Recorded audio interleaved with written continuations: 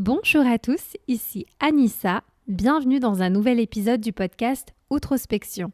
Je tenais à vous présenter mes meilleurs vœux pour cette année 2021, qu'elle vous apporte la paix, la prospérité et la sérénité que vous méritez. En 2020, j'ai eu la chance d'avoir des invités incroyables dans mon podcast et s'ils passent par là, je tenais à leur faire une petite dédicace. Jérôme, Pete, Livia, Mathieu, Amaryllis, Ivan, Torgue, Jérémy, Michael, Charles-Louis, Enzo. Vous avez été super et merci encore du fond du cœur pour votre confiance. Aujourd'hui, on inverse les rôles et j'ai demandé à certains de ces invités de m'envoyer des questions et un petit peu à la manière d'une FAQ, j'y réponds. Donc si ça vous intéresse d'en savoir plus sur moi et sur le podcast, je vous laisse avec la suite. Bonjour et bienvenue sur Outrospection, le podcast qui te sort de ta tête et qui t'ouvre aux autres. Bonjour à tous, je suis super contente de vous retrouver pour ce tout premier épisode de l'année 2021. Écoutez, je suis en très très grande forme puisque ça fait un petit moment que je n'ai pas podcasté. Mais en tout cas, je suis ravie de vous retrouver parce que on va dire que l'année 2020 s'est finie de manière assez compliquée et assez triste vraiment pour moi. Je pense que j'en parlerai peut-être un petit peu plus tard avec beaucoup plus de recul et avec les enseignements que j'ai pu en tirer. Mais c'est vrai que cette période-là, ça reste une période assez sombre pour moi. Et vous commencez peut-être à me connaître si vous écoutez mes podcasts, je suis plutôt de nature combative et j'ai bien l'intention de ne pas laisser, on va dire, ce mood général m'atteindre et m'empêcher de réaliser mes objectifs et mes rêves pour cette année 2021. Et en ce qui concerne Outrospection, j'en ai plein. Et je suis pas non plus du genre trop à... Vous savez, les gens qui aiment bien dire « En ce moment, je travaille sur plein de projets. Alors là, je suis sur un projet, je peux pas vous en dire trop, mais je reviendrai vers vous. » Et moi, j'aime pas trop quand on fait ça, donc j'essaye de ne pas m'étaler. En fait, je parle de rien tant que j'ai rien de concret. Et quand j'ai quelque chose de concret, là, je viens et je vous dis « Écoutez les gars, j'ai pas juste un projet dont je peux pas vous parler, je vais vous parler de ce projet. » Et là, en ce qui me concerne, je suis juste en train de changer vraiment... tout un système, presque un paradigme pour me permettre d'atteindre finalement ces objectifs. Mais une chose est sûre, c'est que ce projet et Outrospection, que ce soit à travers ces podcasts, à travers mon compte Instagram outrospection.lu ou bien la newsletter que j'ai lancée et d'autres choses encore que je ferai certainement, je me dis, voilà, c'est déjà très très bien, mais j'ai envie d'emmener les choses plus loin. Voilà, c'est mon rêve le plus cher. Et pour ceux qui ne le savent pas peut-être, je lance en chaque début d'année un petit épisode spécial où c'est juste vous et moi. Voilà, on est tranquille, on est entre nous. Et qu'est-ce que je fais dans cet épisode ? Eh bien, tout simplement, je réponds aux questions des invités qui ont été sur le podcast l'année précédente. Donc en 2020, j'ai eu plusieurs invités et franchement, s'ils passent par là, encore merci 1000 fois à eux pour leur temps et pour ce qu'ils ont donné dans les épisodes, c'était vraiment génial. Et en 2020, j'ai eu l'occasion d'échanger avec certains d'entre eux. Je leur ai demandé, allez, à ton tour de me poser des questions. Qu'est-ce que tu aimerais me demander ? Et j'ai sélectionné 5 questions. 5 questions qui viennent de 5 invités différents. Et pour vous donner un petit peu juste un point de repère, les premières questions sont en français, les dernières questions sont en anglais. Si vous n'êtes pas amis de la langue anglaise, aucun problème, je vous invite à écouter juste le début. Et si vous avez envie d'écouter tout l'épisode, y compris la partie en anglais, allez-y, hein. Faites-vous plaisir. Moi, ça me fait du bien aussi de savoir que vous êtes allés jusqu'au bout.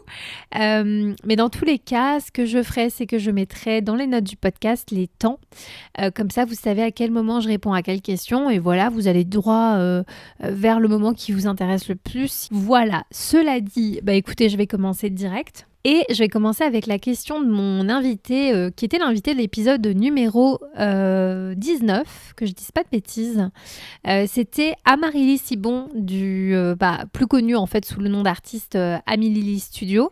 Et on commence avec une question de circonstance, puisqu'Amaryllis m'a demandé qu'est-ce qui m'a rendue heureuse en 2020. Et que peut-on me souhaiter pour 2021 ? Donc j'ai essayé de préparer un peu mes réponses à l'avance pour pas vagabonder trop loin dans mes souvenirs. Et je vous avoue que pour la première question, qu'est-ce qui m'a rendue heureuse en 2020 ? Je me suis vraiment, je vais pas dire creuser le cerveau parce que j'ai quand même eu plein de moments où j'ai été heureuse. Et ça d'ailleurs, on pourra en reparler un petit peu de cette notion, qu'est-ce que c'est qu'être heureux ?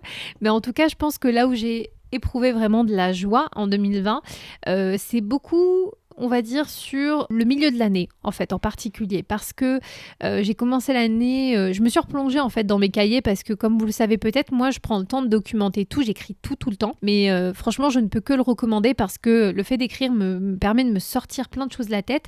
Et aussi, le fait d'écrire me permet d'avoir un peu un aperçu de ce que c'était ma vie il y a 7, 10 mois, 12 mois en arrière. Et c'est vrai que le début de l'année, c'était peut-être pas la meilleure période, mais à partir du mois de mars, et ça va peut-être étonner certains, j'ai vécu des très très bons moments. Je commencerai d'abord avec mon voyage en Afrique du Sud. Je fais partie de ces chanceux ultimes qui ont eu cette opportunité de partir en vacances juste avant que le Covid éclate et que ce soit le confinement mondial. Et donc moi j'étais dans mon petit voyage Afrique du Sud, j'ai rêvé, ça fait des années que je rêvais d'y aller. Et j'ai pas regretté une seconde, je suis allée à Cape Town. Alors je peux pas dire que j'ai fait l'Afrique du Sud parce que je suis restée dans une ville, mais c'était tellement un beau voyage. Sincèrement, j'ai passé des super bons moments à Cape Town et il y a des highlights dans ce voyage, notamment la première fois de ma vie que j'ai vu des dauphins et des baleines. Et ça, si vous me connaissez personnellement, vous connaissez peut-être ma passion pour les mammifères marins. Je suis une dingue et je pense sincèrement que c'est un des plus beaux moments de ma vie, en fait, d'avoir vu ces animaux dans leur environnement naturel et moi juste d'être partie avec mon petit kayak et d'avoir vu un banc de dauphins comme ça à côté de moi au petit matin et puis une baleine avec son petit qui était en train de nager au loin, on va dire. J'étais pas quand même trop proche, mais je l'ai vu clairement. Ça a été un moment incroyable et ça pour moi c'est marqué avec l'Afrique du Sud.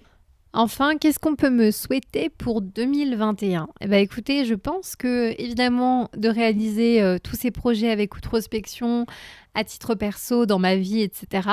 Mais avant tout et surtout, de trouver cette paix intérieure. Et ça, j'y travaille tous les jours. Et parfois, il y a des éléments qui viennent un petit peu bousculer tout ça. On sait très bien, le confinement, mais tout ce qu'il y a autour, l'angoisse, la pression, etc. Et je pense que si en 2021, j'arrive à trouver ou à ressentir davantage de paix, je vais vivre cette année différemment. Deuxième question qui m'a été posée cette fois-ci par Pete Beck. Pete Beck, c'est le fondateur de la marque Fox Drinks. Je l'ai reçu dans mon podcast sur la saison 1 et ensemble, on a parlé justement de son concept de bière sans sucre. Et Pete m'a demandé quel personnage aimerais-tu inviter dans ton podcast et pourquoi ?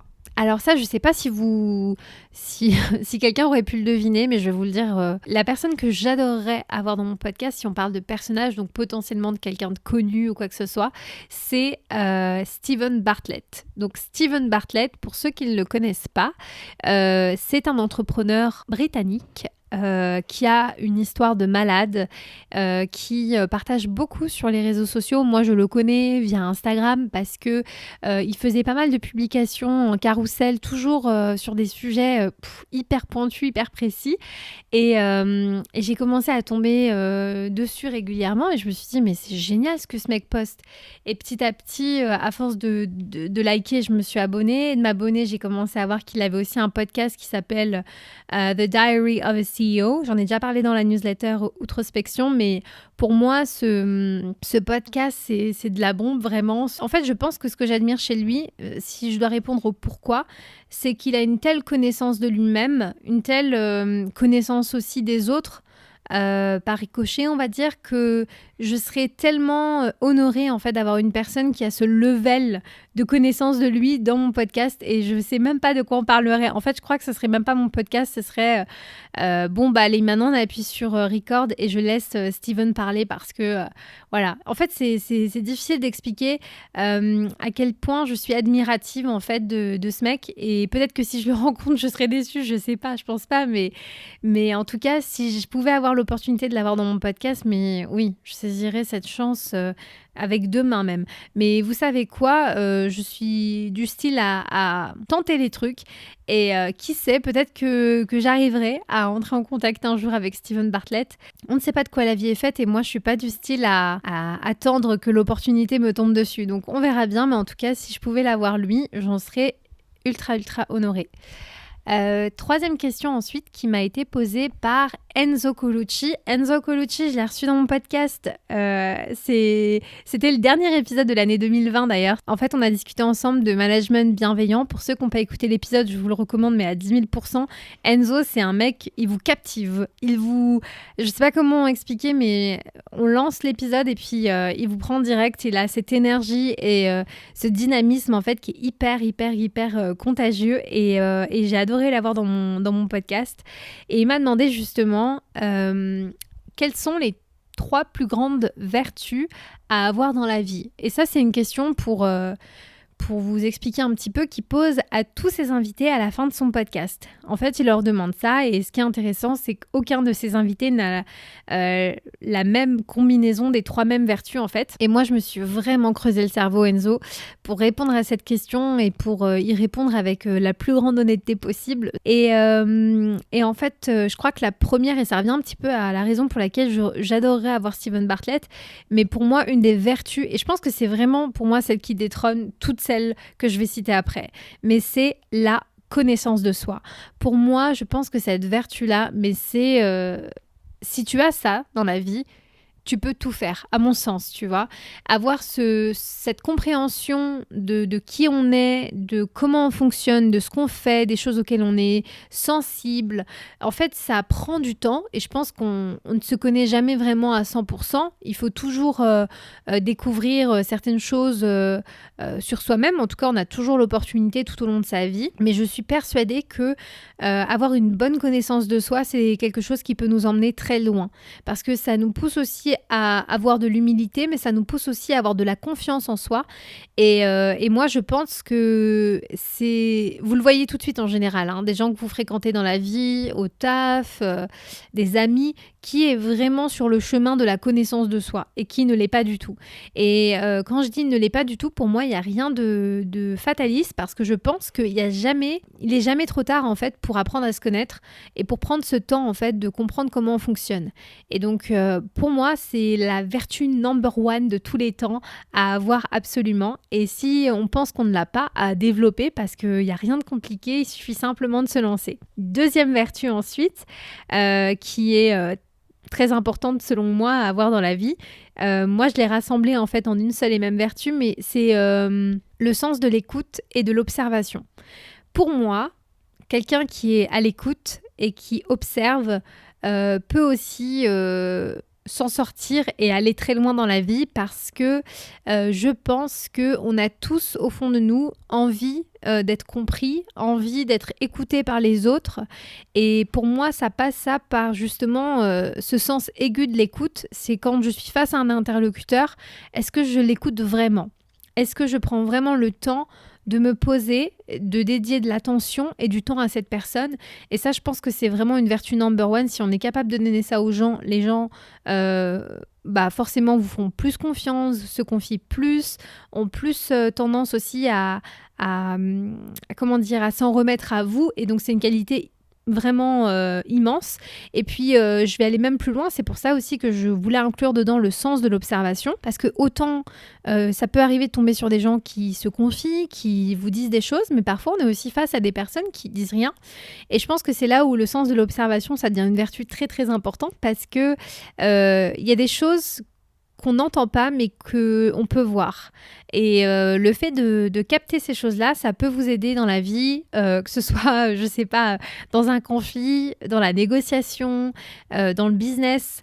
Moi, je sais que quand j'allais en rendez-vous chez des clients, j'étais très, très, très observatrice, en fait, des rapports qu'il y avait, même au sein de... Par exemple, si je vais voir un client, c'est une équipe, il y a plusieurs membres dans l'équipe, je vais vraiment regarder comment ils se parlent, comment ils se tiennent, les regards qui se font entre eux, etc. Et ça, c'est des éléments, je veux dire, ça me coûte rien, mais en fait, le fait d'observer, c'est ce qui me permet d'avoir une lecture globale de la situation et aussi, par exemple, de savoir si sur un projet, on avait de grandes chances ou pas de l'avoir. Et des fois, il y avait des choses, je savais, sans même avoir besoin de remettre une offre, que ça ne se ferait pas, par exemple. Juste en observant les choses, en regardant un petit peu comment une personne se comporte ou comment... alors, je ne vais pas dire que je suis dans l'analyse en mode body language nécessairement, mais je pense que c'était plus global que ça. C'était dans les rapports, dans qui décide, dans tout ça. Donc, vraiment, le sens de l'écoute et de l'observation, très, très important. Et enfin, la dernière, je pense que je vais en reparler, mais c'est l'équilibre. Je ne sais pas si on peut appeler ça une vertu. Mais en tout cas, pour moi, l'équilibre, c'est tellement important parce que c'est ce qui permet de conjuguer discipline et lâcher prise, ou bien régularité et flexibilité. Et moi, je pense que ça, c'est une vertu que je n'ai pas suffisamment, clairement. Je manque d'équilibre parce que j'ai tendance, en fait, à brûler, on va dire, la vie par les deux bouts. Et je pense que c'est dangereux parce que c'est une tendance à se cramer aussi, que ce soit dans le travail ou même dans la façon de voir les choses. Et je pense que les personnes qui ont cet équilibre, en tout cas qui arrivent à l'atteindre le plus souvent possible, sont généralement plus heureuses et arrivent à aller plus loin dans ce qu'elles font. Parce que finalement, pour moi, être bosseur, c'est une qualité, mais si derrière, tu donnes tout le temps, il y a un moment donné où tu vas t'épuiser, tu ne sauras pas à proposer la même qualité, la même cadence, etc. Et je pense que les gens qui arrivent à trouver cet équilibre sont dans cette capacité d'être à la fois disciplinés, mais en même temps de se laisser du temps pour faire les choses, qui peuvent être très, très, très réguliers, mais en même temps avoir l'opportunité de laisser entrer des choses qui n'étaient pas prévues. Et ça, pour moi, c'est des vertus, une vertu en tout cas qui peut nous emmener très très loin dans la vie. Et on va ensuite terminer en anglais avec les 2 dernières questions qui m'ont été posées par mes 2 invités anglophones, les 2 seuls avec lesquels j'ai fait un épisode en anglais. J'ai nommé Tolga Schwant et Ivan Cardoso. Donc, the 4th question was asked by Tolga. Tolga was the first guest of season 2. He's such a lovely person. Honestly, I love our discussions. He's really a sweet guy. And he actually asked me multiple questions, but I just selected one since I'm very long. So his question was, what message would you put on a billboard for millions to see? And I took some time to think about it, but I think I'm going to come up with something very simple. And my message will be, please get to know yourself. You won't regret it. And I mean, it's very, very similar to what I just said before in French. But for me, there is no self-development without self-awareness. And you can read as many books as you like, but if you're unable to read yourself, you will never learn a thing. And we don't say that enough to people. We don't teach them how to get to know themselves. And yet, I think this would help so many people to feel much more happier in their lives. So yeah, if you have to start by anything, start by getting to know yourself. I don't think you will regret it because you learn so much. So yeah, that's my answer. And the last question was asked by Ivan Cardoso, which was the last guest of season 1. And Ivan is also a very, very nice person, and I'm glad I met him last year. And his question was, what are the most important things you have learned from launching your own podcast? Well, to be honest, I've learned so much. I've learned things about myself, things about people, technical stuffs as well. But in general, I think making my own podcast put me in a creator's perspective as opposed to a consumer's perspective, which I was before. I consumed a lot of content, and I still do, but before creating this podcast, I was just watching, listening, reading things that people had done, and I never really took the time to give them or express my appreciation for what they were doing because I simply didn't think they would need it. And, when you start something for the first time, I think this is where you realize, oh, actually, it's probably more difficult than what I expected. And all this support, all these likes, all these comments, all of that, it makes sense. You understand why they ask for it so much because, at the beginning, more than at any other stage, it's very challenging and you have hundreds, maybe thousands of reasons to quit. And having people that believe in you, that believe in your project and what you're doing is so important, and it can make such a big difference. So I think making this podcast made me realize that we have to support each other. We have to give and give and give, that love and support to the people we care about. And no matter how big they are, obviously, but if they are starting something, that's the best time to tell them, keep going, or that you like them, or you like what they are doing. And yeah, I think this is a big realization, more than things I've learned. But at the same time, I've learned these things because now I'm trying to apply that to all the creators I follow, to all the people I am consuming the content from. So yes, I think that's pretty much it. So I'll just switch back to French. Je termine ce podcast sur une note, je l'espère, positive. J'espère que vous aurez apprécié écouter mes réponses. Ce n'était pas de tout repos. Même répondre à 5 questions, ça m'a pris quand même un certain temps. Mais je suis très contente d'avoir eu ces invités à mon micro pour m'accompagner sur l'année 2020. Et j'ai encore plein de nouveaux invités qui vont débarquer en 2021.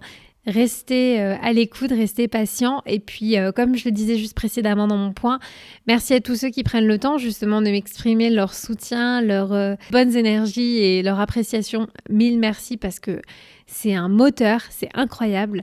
Et ça me donne encore envie de faire plus et de faire mieux. Enfin, en fait, j'ai une marge de progression qui est encore énormissime. Donc, je m'accroche, vous inquiétez pas.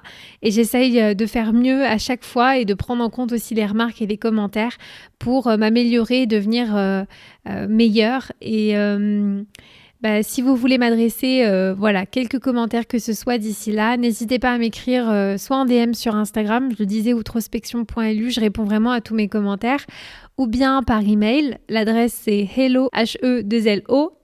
outrospection.lu. Voilà, donc je vous souhaite en tout cas à toutes et à tous une très belle et heureuse année 2021 et on se retrouve très bientôt dans un nouvel épisode. Prenez bien soin de vous. Hey, si vous êtes encore là, merci beaucoup pour votre écoute, j'apprécie énormément. Si vous avez aimé cet épisode, n'hésitez pas à le partager autour de vous pour donner plus de visibilité au podcast. Si vous souhaitez me contacter, vous pouvez m'écrire sur Instagram ou sur LinkedIn, ou mieux encore, vous pouvez vous abonner à ma newsletter sur le site outrospection.lu pour recevoir votre dose mensuelle d'inspiration, de motivation et connaître les derniers épisodes. Merci et à bientôt!